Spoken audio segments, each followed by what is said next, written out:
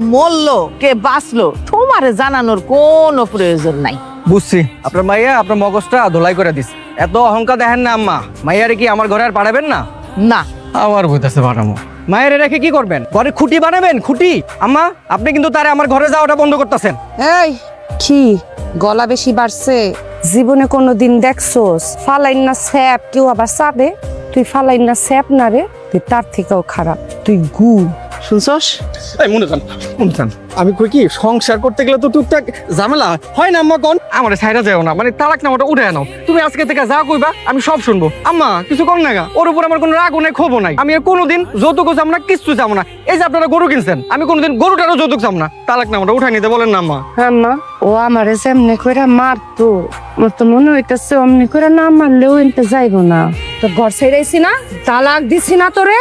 তোরে যদি কোনোদিন আমি আমার বাড়ির আশেপাশে দেখি